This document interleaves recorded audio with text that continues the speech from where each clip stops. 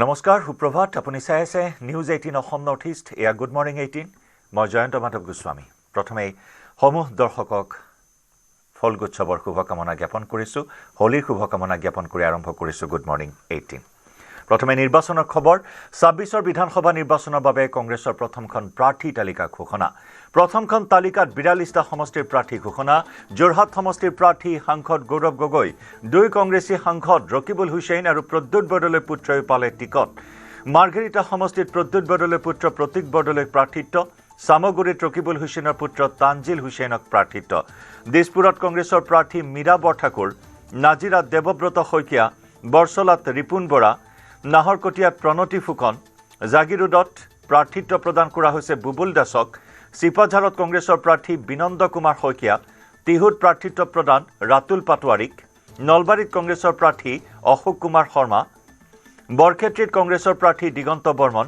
কমলপুৰত প্ৰাৰ্থিত্ব সত্যব্ৰত কলিতাক হাজু শুৱালকুছিত কংগ্ৰেছৰ প্ৰাৰ্থী নন্দিতা দাস বকো ছয়গাঁৱত প্ৰাৰ্থিত্ব প্ৰদান কৰা হৈছে ৰমেনসিন ৰাভাক বৰপেটাত কংগ্ৰেছ প্ৰাৰ্থী মহানন্দ চৰকাৰ বঙাইগাঁৱত গিৰিশ বৰুৱাক প্ৰাৰ্থিত্ব গোৱালপাৰা পশ্চিমত মাৰ্কলিন মাৰাকক প্ৰাৰ্থিত্ব গৌৰীপুৰত আব্দুল সুবাহান আলী চৰকাৰক দিয়া হৈছে প্ৰাৰ্থিত্ব ইফালে দুলিয়াজানত প্ৰাৰ্থী হৈছে ধ্ৰুৱ গগৈ চাবুৱা লাহুৱালৰ প্ৰাৰ্থী প্ৰাঞ্জল ঘাটোৱাৰ ডুমডুমাত দুৰ্গা ভূমিজ বিপুৰীয়াত নাৰায়ণ ভূঞা জোনাইত ৰাজকুমাৰ মেডক লামডিঙত স্বপন কৰ ৰহাত উৎপল বনিয়া ৰূপহীহাটত নুৰুল হুদা সোণাৰীত উৎপল গগৈ ডিমৌত অজয় কুমাৰ গগৈ মাজুলীত ইন্দ্ৰজিৎ পেগু টিয়কত পল্লৱী শইকীয়া গোলাঘাটত বিতুপন শইকীয়া বোকাজানত ৰতন ইংটি ৰংখাঙত আগষ্টিন ইংহি লখিমপুৰত এম শান্তি কুমাৰ সিংহ উদাৰবন্দত অজিত সিং বৰখলাত ডক্টৰ অমিত কুমাৰ কালৱাৰ শিলচৰত অভিজিৎ পাল সোণাইত আমিনুল হক লস্কৰ দক্ষিণ কৰিমগঞ্জত জাকাৰিয়া আহমেদ পাথাৰকান্দিত কাৰ্তিক সেনা সিনহা আৰু ৰামকৃষ্ণনগৰত সুৰুচি ৰয় এয়া হৈছে 42জনীয়া প্ৰথমখন প্ৰাৰ্থী তালিকা কংগ্ৰেছৰ অৱশেষত জল্পনা কল্পনাৰ উৰ পেলাই কংগ্ৰেছে প্ৰথমখন প্ৰাৰ্থী তালিকা ঘোষণা কৰিলে য'ত নেকি যোৰহাট সমষ্টিৰ পৰা প্ৰাৰ্থী হৈছে গৌৰৱ গগৈ যোৰহাটৰ পৰা গৌৰৱ গগৈয়ে নিৰ্বাচনত অৱতীৰ্ণ হ'ব বিধানসভা নিৰ্বাচন দিল্লীৰ পৰা দিছপুৰলৈ এয়া গৌৰৱ গগৈৰ এক নতুন যাত্ৰা যোৰহাট সমষ্টিৰ পৰা তেওঁ প্ৰতিদ্বন্দ্বিতা কৰিব যোৰহাট সংসদীয় সমষ্টিৰ পৰা প্ৰতিদ্বন্দ্বিতা কৰি অভিলেখ ভোটত জয়লাভ কৰিছিল তেওঁ বিগত লোকসভা নিৰ্বাচনত আৰু এইবাৰ এই যোৰহাট বিধানসভা সমষ্টিৰ পৰাই প্ৰতিদ্বন্দ্বিতা কৰিবলৈ আগবাঢ়িছে গৌৰৱ গগৈ অৱশেষত চূড়ান্ত কৰা হ'ল যোৰহাট সমষ্টিত গৌৰৱ গগৈৰ নাম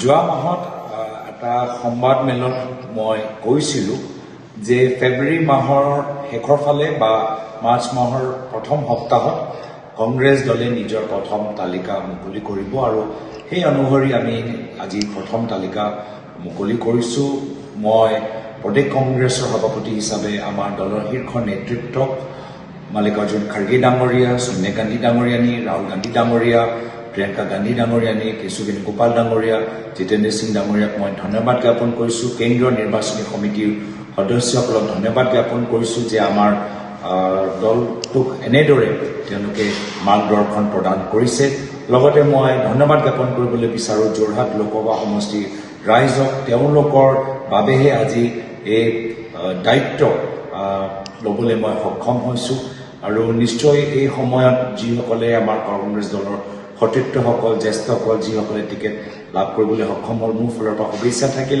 কিন্তু সকলোকে অনুৰোধ কৰিছোঁ যে আজিৰ সময়ত আমি চবেই মিলিজুলি একগোট হ'ব লাগিব আৰু সেইকাৰণে যিসকলে আজিৰ তাৰিখত কিবা বিভিন্ন কাৰণত তেওঁলোকে টিকেট নাপালে মই তেওঁলোককো বাৰ্তা দিবলৈ বিচাৰিছোঁ আপোনালোকে প্ৰত্যেকগৰাকী কংগ্ৰেছৰ এজন যোদ্ধা কিবা কাৰণত আজি দলৰ নেতৃত্বক আপোনালোকক আৰু অলপ সময় অপেক্ষা কৰিবলৈ অনুৰোধ কৰিছে আৰু মই এই আশা এই বাৰ্তাৰ যোগেদি আপোনালোকক পুনৰবাৰ আপোনালোকৰ মাজত দোহাৰিবলৈ বিচাৰোঁ আমাৰ অহা দিনত যে যুঁজ এই যুঁজ হৈছে মুখ্যমন্ত্ৰী হিমন্ত বিশ্ব শৰ্মা ডাঙৰীয়াৰ বিৰুদ্ধে এই যুঁজ হৈছে বিজেপি দলৰ অহংকাৰ আৰু ভ্ৰষ্টাচাৰৰ বিৰুদ্ধে এই যুঁজ হৈছে অসমৰ এখন নতুন বৰ অসম কল্পনা সৃষ্টি কৰিবলৈ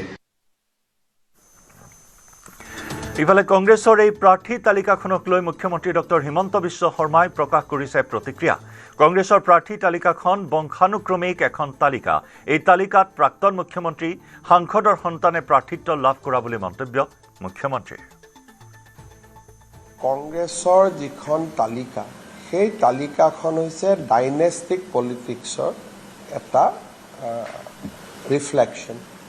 প্ৰদ্যুৎ বৰদলৈ ডাঙৰীয়াৰ সন্তান, ডক্টৰ ভূমিধৰ বৰ্মনৰ সন্তান, প্ৰয়াত তৰুণ গগৈ ডাঙৰীয়াৰ সন্তান, প্ৰয়াত হিতেশ্বৰ শইকীয়া ডাঙৰীয়াৰ সন্তান, প্ৰয়াত মেম্বাৰ গগৈ ডাঙৰীয়াৰ বোৱাৰী, এই ধৰণে যদি ধুবুৰীৰ সংসদৰ সন্তান, এনেকৈ যদি চাব যায় কংগ্ৰেছৰ গোটেই প্ৰাৰ্থী তালিকাখন সতী সন্ততি কোনোবা নেতাৰ ল'ৰা ছোৱালীৰে বংশানুক্ৰমিক এখন প্ৰাৰ্থী তালিকা। আৰু কংগ্ৰেছে ঘোষণা কৰা প্ৰাৰ্থী তালিকাত বৰক্ষেত্ৰী সমষ্টিৰ পৰা প্ৰাৰ্থিত্ব লাভ কৰাৰ পিছতে প্ৰতিক্ৰিয়া প্ৰকাশ কৰিছে দিগন্ত বৰ্মনে। সমান্তৰালকৈ আন কেইবাজনে প্ৰকাশ কৰিছে প্ৰতিক্ৰিয়া কংগ্ৰেছৰ প্ৰাৰ্থী তালিকাক লৈ। মই ধন্যবাদ দিব লাগিব মোৰ বুথ কংগ্ৰেছ কমিটি, আমাৰ মণ্ডল Congress committee, block Congress committee, জিলা কংগ্ৰেছ কমিটি, তেওঁলোকে মোৰ ওপৰত আস্থা ৰাখিছে। আস্থা ৰাখি মোৰ নামটো তেখেতসকলে শীৰ্ষ নেতৃত্বলৈ প্ৰেৰণ কৰিছে আৰু শীৰ্ষ নেতৃত্বক মই ধন্যবাদ জনাইছোঁ। মোক পুনৰবাৰ তেখেতসকলে প্ৰাৰ্থিত্ব দিছে। মোৰ দায়িত্ব দুগুণে বাঢ়িল, ভয়ো লাগিছে, কাৰণ দলে ইমান বিশ্বাস কৰিছে আৰু ৰাইজৰো বিশ্বাস ৰাখিব লাগিব। মই ৰাইজকো ধন্যবাদ জনাইছোঁ, বৰপেটীবাসী ৰাইজক বিশেষকৈ। এই জাষ্ট নিউজত চালোঁ, হাজো শুৱালকুছিত কংগ্ৰেছ দলৰ ফালৰ পৰা টিকেটটো মোক প্ৰদান কৰা হৈছে। বহুত আনন্দিত, গৌৰৱ অনুভৱ কৰিছোঁ, কাৰণ বহুত দলৰ হৈ কাম কৰি থাকোঁ। একদম তৃণমূল পৰ্যায়ৰ পৰা দলটোক শক্তিশালী কৰাৰ কাৰণে সদায় চেষ্টা কৰি থাকোঁ। আৰু মই গৌৰৱেৰে ক'ব বিচাৰোঁ যে মই কংগ্ৰেছ দলৰ যিটো টিকেট বিধায়ক হিচাপে তৃতীয়বাৰলৈ পালোঁ, সেইবাবে মোৰ কংগ্ৰেছ দলৰ হাইকমাণ্ডক, সন্মানীয় ৰাহুল গান্ধী ডাঙৰীয়া, সন্মানীয় প্ৰিয়ংকা গান্ধী ডাঙৰীয়ানী আৰু সন্মানীয় সোনিয়া গান্ধী ডাঙৰীয়ানী আৰু আমাৰ খাৰ্গেজী, লগতে অসম প্ৰদেশ কংগ্ৰেছৰ সভাপতি গৌৰৱ গগৈ ডাঙৰীয়াক মই আন্তৰিক ধন্যবাদ জ্ঞাপন কৰিছোঁ। ৰাজনীতিটো প্ৰত্যাহ্বান সদায় থাকিব। মই দুবাৰ এই প্ৰত্যাহ্বানৰ সন্মুখীন হৈয়ে জিকি আহিছোঁ। প্ৰত্যাহ্বান থাকিবই, আৰু প্ৰত্যাহ্বানক নেওচি আমি আগবাঢ়ি আহিব লাগিব। এই ক্ষেত্ৰত আমাৰ দল হাজো শুৱালকুছি সমষ্টিত আমাৰ দল যথেষ্ট শক্তিশালী। প্ৰতিক্ৰিয়া নলবাৰী জিলা কংগ্ৰেছৰ প্ৰতিজন কৰ্মীৰ মোৰ প্ৰতি যিটো বিশ্বাস, যিটো শ্ৰদ্ধা, যিটো মৰম তেওঁলোকে দিলে, তাৰ বাবে তেওঁলোকক ধন্যবাদ দিছোঁ প্ৰতিজন কৰ্মীকে। নলবাৰী জিলাৰ, অকল নলবাৰী সমষ্টিৰে নহয়, নলবাৰী জিলাৰ প্ৰতিজন কৰ্মীলৈ মই মোৰ অন্তৰৰ পৰা ধন্যবাদ জ্ঞাপন কৰিছোঁ।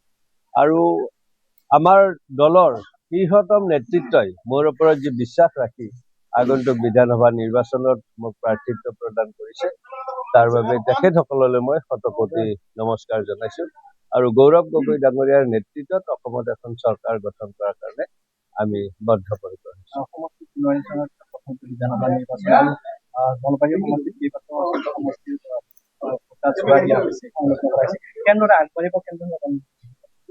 যিখিনি নতুনকৈ সংলগ্ন হৈছে সেই মানুহখিনিৰ লগত সুসম্পৰ্ক আমাৰ আগৰে পৰা আছে। গতিকে ডিলিমিটেশ্যন হৈছে, আমাৰ নলবাৰী সমষ্টিৰ ভোট অলপ কমিল আগতকৈ, কিন্তু হ'লেও যিখিনি আহিছে, নতুনকৈ আহিছে, সেইখিনি লোকে আমাৰ নলবাৰীৰ লগত ইতিমধ্যে আমি দলীয় কাৰ্যকৰ্তাসকলে লগ লাগি তেখেতসকলক নলবাৰীৰ নতুনকৈ আহিলেও তেখেতসকলক আমি আঁকোৱালি লৈছোঁ।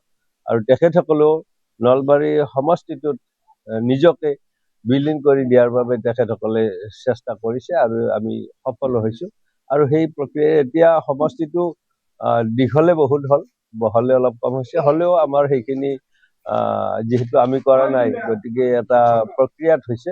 আমি সেইখিনিক সততাৰে গ্ৰহণ কৰি আমি নিৰ্বাচনী প্ৰক্ৰিয়াত আগবাঢ়ি যাম।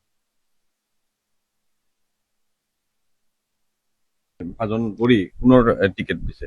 নাই, পাৰ্টিটো হিচাপে মই সুখী প্ৰক্ষেপ কৰাৰ কাৰণে, আৰু মই বিশেষভাৱে বঙাইগাঁও জিলা কংগ্ৰেছ কৰ্মী, বঙাইগাঁও বিধানসভা সমষ্টিৰ বিভিন্ন দল সংগঠন বা ৰাইজক ধন্যবাদ জ্ঞাপন কৰিছোঁ। আপোনালোকৰ আশীৰ্বাদত মই প্ৰাৰ্থী হিচাপে অৱতীৰ্ণ হৈছোঁ, আৰু দীৰ্ঘ বিশ্বাস এই নিৰ্বাচনত আমি বঙাইগাঁও বিধানসভা সমষ্টিত অসম গণ পৰিষদ দলৰ প্ৰাৰ্থীক পৰাভূত কৰি আমি এজন বিধায়ক হিচাপে নিৰ্বাচিত হ'ব পাৰিম, আৰু অসমত গৌৰৱ গগৈৰ নেতৃত্বত যি কংগ্ৰেছ চৰকাৰ হৈ আছে তাত আমি এজন বিধায়ক হিচাপে যাব পাৰিম। আপুনি 2006 চনতো প্ৰতিদ্বন্দ্বিতা কৰিছিলে, এইবাৰ প্ৰতিদ্বন্দ্বিতা কৰিব। যোৱাবাৰ তেতিয়াৰ বিধায়ক ফণীভূষণ চৌধুৰী আছিলে, আৰু এইবাৰ যি সাম্ভাব্য প্ৰাৰ্থী অগপৰ দীপ্তিময়ী চৌধুৰী, অৰ্থাৎ ফণীভূষণৰ পত্নী এইবাৰ আপোনাৰ মূল প্ৰতিদ্বন্দ্বী হ'ব। গতিকে এইবাৰ কি হ'ব বা আপুনি কিমান আশাবাদী? নহয়, আমি সংগঠনৰ ওপৰত গুৰুত্ব দিছোঁ। আমাৰ সংগঠন বুথৰ পৰা আৰম্ভ কৰি বেলৰ পৰা সকলোবিলাক অসম গণ পৰিষদ দলতকৈ আমাৰ সংগঠন যথেষ্ট শক্তিশালী। অসম গণ পৰিষদ দলত আপোনালোকে জানে যে বিধায়ক আছে, সাংসদ আছে, তেওঁলোকৰ ঠিকাদাৰ বেচ, আৰু ঠিকাদাৰৰ ওপৰত নিৰ্ভৰ কৰি তেওঁলোকে নিৰ্বাচন কৰিব আগবাঢ়িছে। আৰু এটা কথা, অসম গণ পৰিষদ দলৰ সাংসদগৰাকীৰ বা বিধায়কগৰাকীৰ তেওঁলোকৰ এতিয়া জনমত নাই, জনমত তেওঁলোকৰ লগত নাই, কিন্তু তেওঁলোকৰ ঠিকাদাৰ আছে, টকা পইচা আছে, সেই ওপৰত নিৰ্ভৰ কৰিছে। কৰ্মী নাই, তেওঁলোকৰ ৰাজনৈতিক ক্ষমতা বৃদ্ধি পাইছে, সঁচা কথা। একেখন ঘৰতে এজন সাংসদ আছে, এজন বিধায়ক আছে, কিন্তু তেওঁলোকৰ দলীয় কৰ্মী আৰু নেতৃত্বৰ অভাৱ অসম গণ পৰিষদ দল। গতিকে আমি কৰ্মী আৰু নেতৃত্ব লৈ, আমি সাধাৰণ নেতৃত্বক লৈ আগবাঢ়িম, আৰু বঙাইগাঁওবাসী ৰাইজে এতিয়া পৰিৱৰ্তনৰ স্বাৰ্থত, আমাৰ উন্নতিৰ স্বাৰ্থত, অসমৰ সৰ্বাংগীন উন্নতিৰ স্বাৰ্থত কংগ্ৰেছক ভোট। এই মুহূৰ্তত আচলতে মই অকণ আৱেগিকো হৈ আছোঁ। প্ৰথমতে মই অসম প্ৰদেশ কংগ্ৰেছ কমিটি আৰু AICCৰ সভাপতি তথা গৌৰৱ গগৈ ডাঙৰীয়াকো ধন্যবাদ আৰু কৃতজ্ঞতা জ্ঞাপন কৰিছোঁ, আৰু তেখেতকো মই অভিনন্দন জ্ঞাপন কৰিছোঁ। তেখেতকো যোৰহাটৰ পৰা প্ৰাৰ্থিত্ব প্ৰদান কৰিছে, আৰু ৰাইজৰ আশীৰ্বাদ বিচাৰিছোঁ, সহায় সহযোগিতা বিচাৰিছোঁ। মই এগৰাকী মহিলা হয়, সকলোকে মই বিনম্ৰভাৱে মই অনুৰোধ কৰিছোঁ যে আপোনালোকে এগৰাকী মহিলাক শক্তিক আগবঢ়াই দিয়ক। মই যিমান পাৰোঁ মই ৰাইজৰ লগত থাকিম, আপোনালোকৰ আশা আকাংক্ষা পূৰণ কৰিবলৈ চেষ্টা কৰিম, কিন্তু মোক আপোনালোকে আশীৰ্বাদ দিয়ক, সহায় কৰক, সহায় সহযোগ শক্তি দিয়ক, যাতে মই আগুৱাই যাব পাৰোঁ, আৰু বিপুল ভোটেৰে মোক জয়যুক্ত কৰিব বুলি মই আপোনালোকৰ ওচৰত আশাবাদী। আৰু ইফালে কংগ্ৰেছৰ প্ৰাৰ্থী তালিকা ঘোষণা কৰাৰ পিছতেই ফেচবুক পোষ্টযোগে দুখ প্ৰকাশ কৰিলে অখিল গগৈয়ে। মিত্ৰতা আলোচনা চলি থকাৰ মাজতে প্ৰাৰ্থী তালিকা ঘোষণাক দুৰ্ভাগ্যজনক আখ্যা দিলে অখিল গগৈয়ে। একপক্ষীয়ভাৱে প্ৰাৰ্থী তালিকা ঘোষণা কৰি কংগ্ৰেছে অগণতান্ত্ৰিকতাৰ পৰিচয় দিলে বুলি প্ৰকাশ বিধায়কগৰাকীৰ।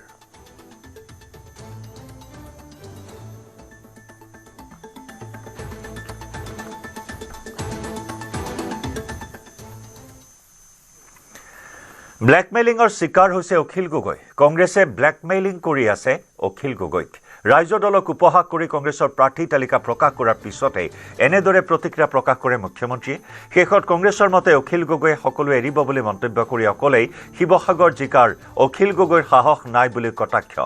99.9% অখিল গগৈয়ে কংগ্ৰেছৰ ওচৰত আত্মসমৰ্পণ কৰিব বুলি মন্তব্য মুখ্যমন্ত্ৰীৰ। বৰচলাত ৰাইজৰ দলে টিকট বিচাৰি আছিলে, মাহ মৰা ডিমৌত ৰাইজৰ দলে টিকট বিচাৰি আছিলে, কিন্তু কংগ্ৰেছ দলে তাত প্ৰাৰ্থী দিছে। কালি হয়তো অখিল গগৈয়ে আত্মসমৰ্পণ কৰিব পাৰে, কিয় অখিল গগৈক শিৱসাগৰ চিটটোত জিকিব লাগে। সেইকাৰণে অখিল গগৈ যে কংগ্ৰেছৰ লগত কাজিয়া কৰিব তাক মই নকওঁ, বাৰ্গেনিং কৰিছে, কিন্তু অখিল গগৈৰ গোটেই ৰাজনৈতিক ভৱিষ্যতটো কিহৰ ওপৰত নিৰ্ভৰ কৰিছে? শিৱসাগৰৰ ওপৰত। গতিকে তেওঁ শিৱসাগৰত কংগ্ৰেছ দলে প্ৰাৰ্থিত্ব দিলে তেওঁ নিজকে দুৰ্বল অনুভৱ কৰিব, আৰু সেইকাৰণে কংগ্ৰেছ দলে তেওঁক ব্লেকমেইলিং কৰি আছে। বাহিৰত অখিল গগৈয়ে কথা বাৰ্তা কোৱা এজন ডাঙৰ নেতা যেন লাগে, কিন্তু বৰ্তমান অখিল গগৈ ব্লেকমেইলিঙৰ চিকাৰ হৈ আছে, আৰু লাষ্টত দেখিব তেওঁ কংগ্ৰেছৰ মতে সকলো এৰি দিব, কাৰণ শিৱসাগৰ চিটটো তেওঁ জিকিবৰ কাৰণে তেওঁৰ নিজৰ সাহস বৰ্তমান নাই। আৰু সেইকাৰণে অখিল গগৈয়ে যে আপোনালোকক টাইম দিয়ে, আজি ৰাতি 12টা, কালি ৰাতিপুৱা 8টা, পৰহি 2টা বজাত, এইবিলাক টাইম দিয়ে কিয়? তেওঁ কংগ্ৰেছক ভয় খুৱাব যত্ন কৰে। কংগ্ৰেছেও বুজি পালে যে অখিল গগৈৰ দুৰ্বলতাটো শিৱসাগৰত লুকাই আছে, সেইকাৰণে কংগ্ৰেছেও ব্লেকমেইল কৰি আছে। এতিয়া ৰাইজৰ দলেও কংগ্ৰেছক ভয় খুৱাব খোজে, কংগ্ৰেছেও ৰাইজৰ দলক ভয় খুৱাব খোজে। বৰ্তমান মিত্ৰতাটো হ'ল তেনেকুৱা, আৰু এই মিত্ৰতাটো যদি হয়ও মই কওঁ 99.9% হ'ব। মোৰ ইমান ভুল হোৱা নাই, 1% মই ৰাখি থৈ দিছোঁ। যদি অখিল গগৈৰ বিবেকত দংশন হয় বেলেগ কথা, কিন্তু তেওঁৰ যে বিবেক আছে এইটো মই নাভাবোঁ। 99.9% অখিল গগৈ আত্মসমৰ্পণ কৰিব।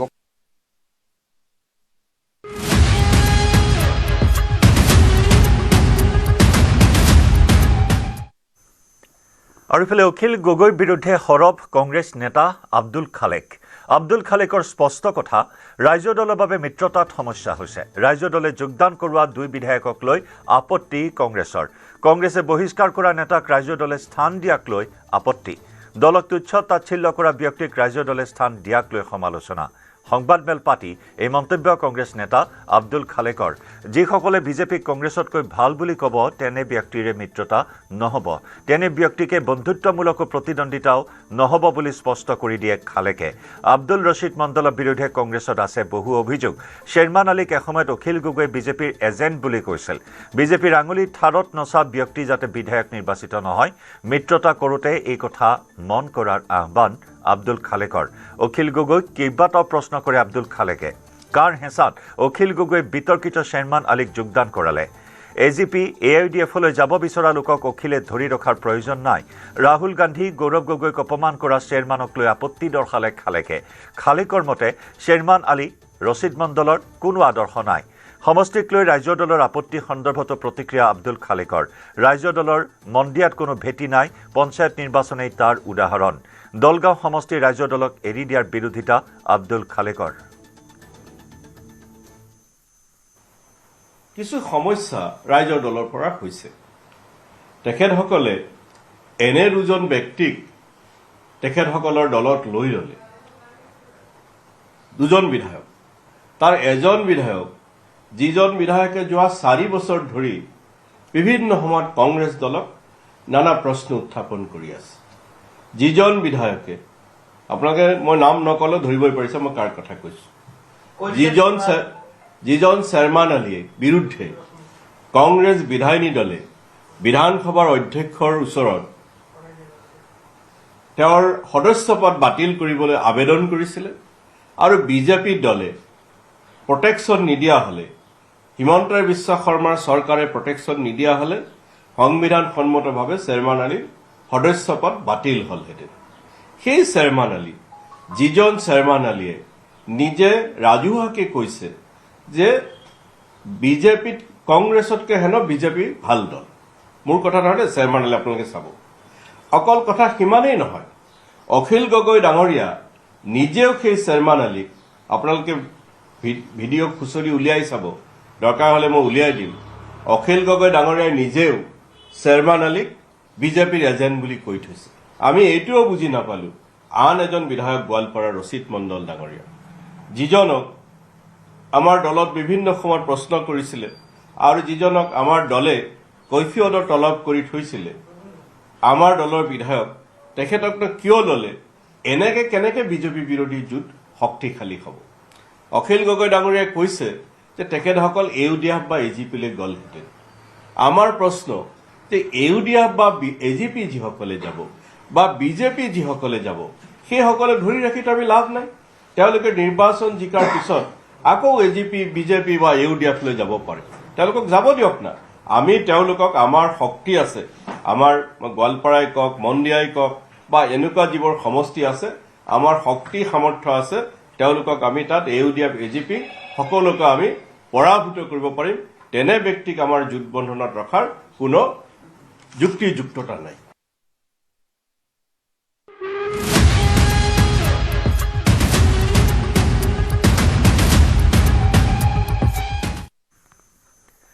ইফালে ৰাজ্যসভা নিৰ্বাচনৰ বাবে ৰাজ্যিক বিজেপিৰ প্ৰাৰ্থী ঘোষণা। মন্ত্ৰী যোগেন মহন আৰু বিধায়ক তেৰছ গোৱালা ৰাজ্যসভাৰ প্ৰাৰ্থী। মন্ত্ৰী তথা মাহমৰা সমষ্টিৰ বিধায়ক যোগেন মহন বৰ্তমান পাৰ্বত্য উন্নয়ন, খিলঞ্জীয়া আৰু জনজাতি বিশ্বাস আৰু সাংস্কৃতিক বিভাগৰ দায়িত্বত আছে মন্ত্ৰী যোগেন মহন। আনহাতে দুলীয়াজান সমষ্টিৰ বিধায়ক হৈছে তেৰছ গোৱালা। এতিয়াও ঘোষণা কৰা নাই অসমৰ আন এখন আসনৰ প্ৰাৰ্থী তৃতীয়খন আসন মিত্ৰ দল UPPLক এৰি দিয়াৰ সম্ভাৱনা তৃতীয়খন আসনত প্ৰাৰ্থী হ'ব পাৰে প্ৰমোদ বড়ো ৰাজ্যসভা নিৰ্বাচনৰ মনোনয়ন দাখিলৰ অন্তিম দিন 16 মাৰ্চত অনুষ্ঠিত হ'ব ৰাজ্যসভা নিৰ্বাচন ভোট গ্ৰহণৰ দিনাই ঘোষণা কৰা হ'ব নিৰ্বাচনৰ ফলাফল 5 মাৰ্চত ৰাজ্যসভাৰ মনোনয়ন পত্ৰ প্ৰস্তুত কৰিবলৈ আৰু বৃহস্পতিবাৰে মনোনয়ন দাখিল কৰা হ'ব মনোনয়ন পত্ৰ দাখিল কৰিব তেৰজ গোৱালা আৰু যোগেন মোহনে আনখন আসনত UPPLৰ প্ৰমোদ বড়ো বা আন কোনোবাই বিচাৰিলে বিৰোধিতা নকৰে বিজেপিয়ে আনহাতে দুলিয়াজানত তেৰজ গোৱালাৰ ঠাইত ৰামেশ্বৰ তেলী বিধানসভাৰ প্ৰাৰ্থী হ'ব বুলি মন্তব্য মুখ্যমন্ত্ৰীৰ দুলিয়াজানত নতুন মুখ দেখা নাপাব বুলি প্ৰকাশ মুখ্যমন্ত্ৰীৰ ঘোষণা हुआ है তেৰজ গোৱালা আমাৰ দুলিয়াজানৰ বিধায়ক তেখেত ৰাজ্যসভালৈ তেৰজ গোৱালা ডাঙৰীয়াক আমাৰ ভাৰতীয় জনতা পাৰ্টিয়ে মনোনীত কৰিছে আৰু যোগেন মোহন ডাঙৰীয়া মন্ত্ৰী তেখেতক মনোনীত কৰিছে অহাকালি আমি বিধায়কসকলক গুৱাহাটীলৈ মাতিছোঁ অহাকালি মনোনয়ন পত্ৰ আমি প্ৰস্তুত কৰিম আৰু পৰহি দিনাখন মনোনয়ন পত্ৰ আমি দাখিল কৰিম UPPL দলৰ প্ৰমোদ বড়ো বা আন কোনোবাই যদি নমিনেশ্যন দিয়ে তাতে আমি বিৰোধিতা নকৰোঁ কিন্তু আমি তেওঁলোকে আমাক জনাইছে যে আমি মনোনয়ন দিব পাৰোঁ বুলি সিদ্ধান্তটো এতিয়াও তেওঁলোকে আমাক জনোৱা নাই 3 নম্বৰ আসনখন বিজেপিয়ে জিকিব নোৱাৰে কাৰণ আমাৰ সংখ্যা বল নাই সেইকাৰণে যদি প্ৰমোদ বড়ো ডাঙৰীয়াই প্ৰতিদ্বন্দ্বিতা কৰে তাত আমাৰ কাৰণে ঠিক আছে এইটোতো নতুন প্ৰাৰ্থী আহিব যিহেতু দুইজন দুলিয়াজানত ৰামেশ্বৰ তেলী ডাঙৰীয়াই প্ৰতিদ্বন্দ্বিতা কৰিব মামৰাত কোনোবাই হ'ব কিন্তু দুলিয়াজানত মই যিমান দূৰ বিশ্বাস কৰোঁ আমাৰ তেৰজ গোৱালাৰ জাগাত ৰামেশ্বৰ তেলী ডাঙৰীয়াই তাতে প্ৰতিদ্বন্দ্বিতা কৰিব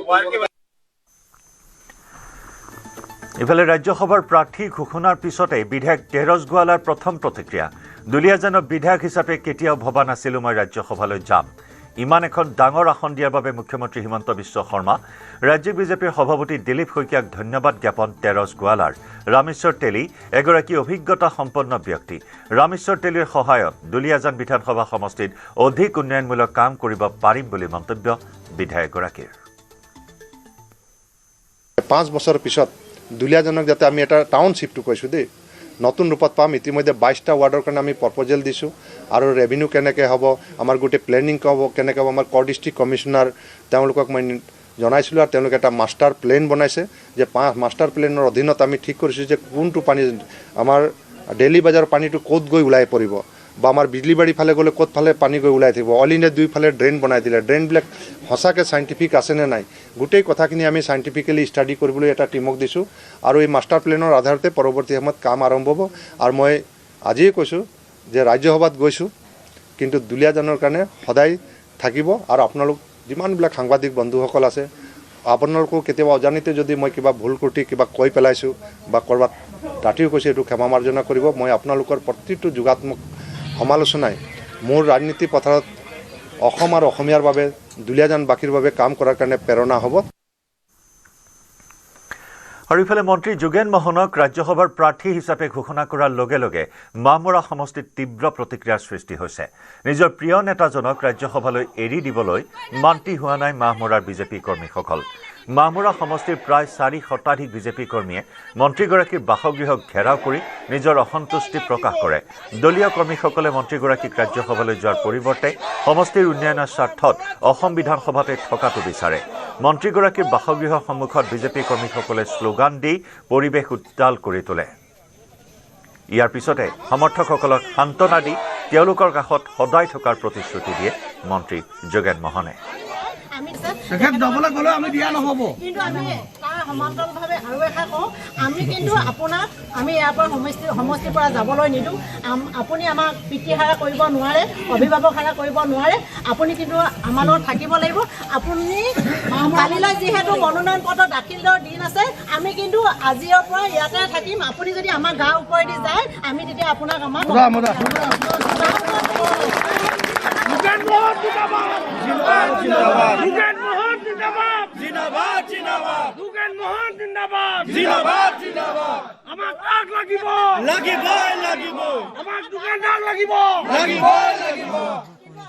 আপুনি পিতৃ হাৰা নকৰিব, অভিভাৱক হাৰা নকৰিব আৰু নিথৰুৱা নকৰিব। আৰু যিহেতু আমি বিধায়ক হিচাপে নাভাবোঁ, আমি আপোনাক পিতৃ হিচাপেহে আমি গণ্য কৰোঁ আমাৰ সমষ্টিবাসী ৰাইজে। আৰু আমি গোটেই ৰাতি আজি থাকিম বুলি আমি গোটেই ৰাইজে সিদ্ধান্ত লৈছোঁ। আপুনি যদি আমাৰ গাঁৱৰ ওপৰেদি যদি গাড়ী নিব পাৰে, আপুনি গাঁৱৰ ওপৰেদি গাড়ী লৈ যাব পাৰিব। আমি কিন্তু আপোনাক যাবলৈ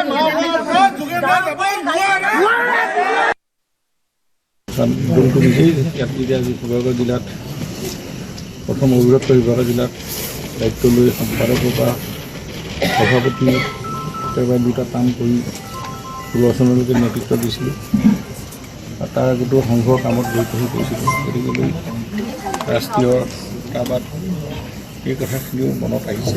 প্ৰতি মুহূৰ্ততে মই বহু সময় ধৰি চিন্তাও কৰি আছোঁ, কিন্তু দলৰ সিদ্ধান্ত মানিব লাগিব। আৰু আপোনালোকৰ মৰম আৰু আপোনালোকক লৈহে মই দল কৰিছোঁ। আপোনালোক নাথাকিলে দল নহয়, আপোনালোকে মোৰ সম্পত্তি আপোনালোকে। তেতিয়া মই আপোনালোকক এই মুহূৰ্তত তাৰিখলৈ আহিলে মই জনাইছোঁ আপোনাৰ নিজৰ মনৰ কথাখিনি প্ৰকাশ কৰিছে। এখন গণতান্ত্ৰিক দেশত আপোনালোকৰ মন্দিৰ পাঠ কৰা যিটো দায়িত্ব সেইটো পালন কৰিছে।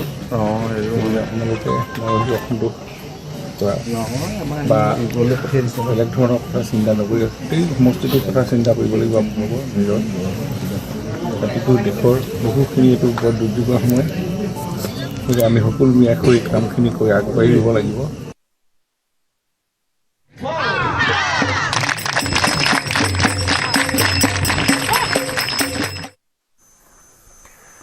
শ্ৰীকৃষ্ণ দৌল মহোৎসৱক লৈ উখল মাখল সমগ্ৰ ৰাজ্য।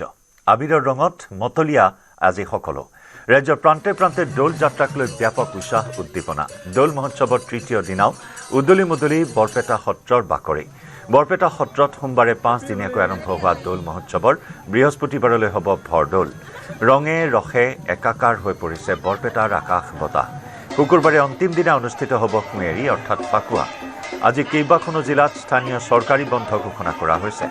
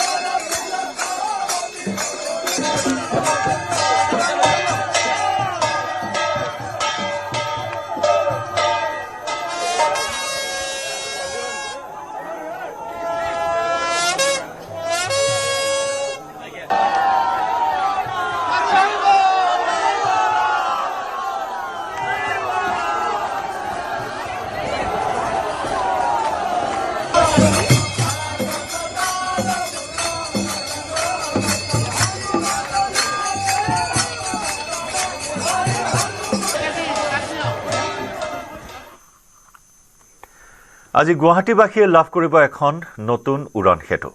মুখ্যমন্ত্ৰী হিমন্ত বিশ্ব শৰ্মাই আজি মুকলি কৰিব 100 কোটি টকা ব্যয় সাপেক্ষে নিৰ্মিত ভৰলু উৰণ সেতু।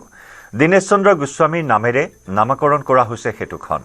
দীৰ্ঘদিনীয়া যান-জঁটৰ সমস্যাৰ পৰা সকাহ লাভ কৰিব গুৱাহাটীবাসীয়ে। ভৰলুৰ মাজেৰে যোৱা ৰেলৱে পথৰ ওপৰেৰে নিৰ্মাণ কৰা হৈছে এই উৰণ সেতুখন। নিশা নানা ৰঙীন লাইটেৰে জিলিকি উঠিব ভৰলুমুখৰ নতুন উৰণ সেতু।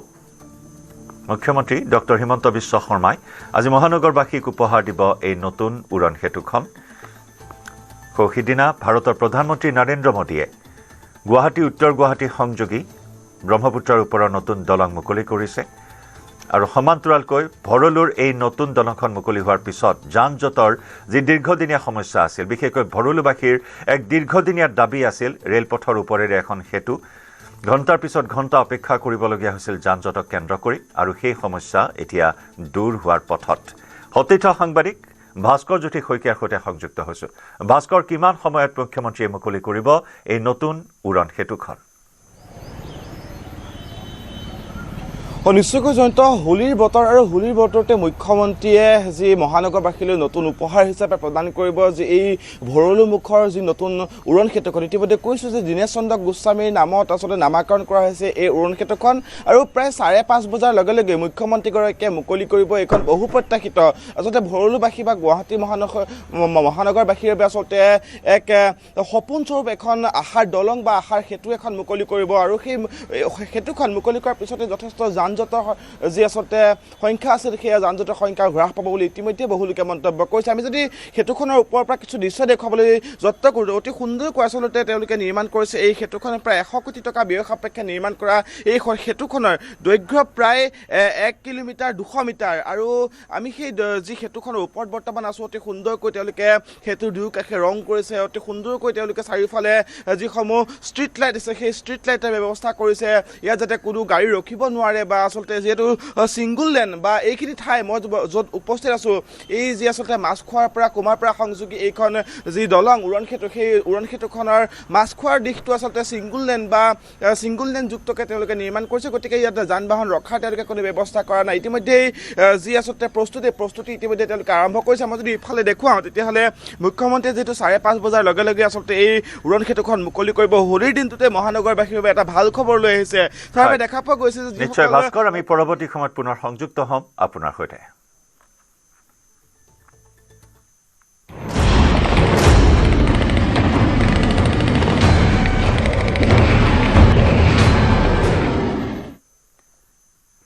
পঞ্চম দিনত ইৰাণ আৰু আমেৰিকা ইজৰাইলৰ যুদ্ধ, চতুৰ্থটো দিনত তেহৰান আৰু বেইৰুটত ইজৰাইলৰ আক্ৰমণ।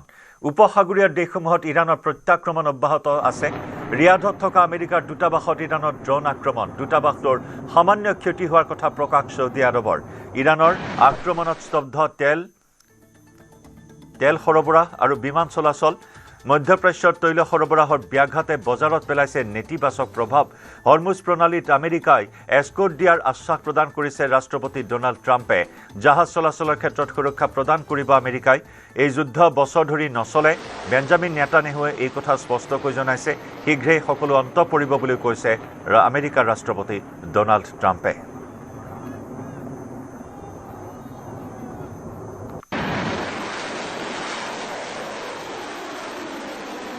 মুস্তফা খামেনেই ইৰাণৰ নতুন সৰ্বোচ্চ নেতা হিচাপে নিযুক্ত।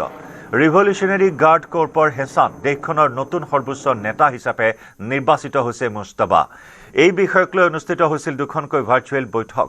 ইৰাণৰ প্ৰয়াত সৰ্বোচ্চ নেতা আয়াতুল্লাহ আলী খামেনেইৰ পুত্ৰ মুস্তফা খামেনেই।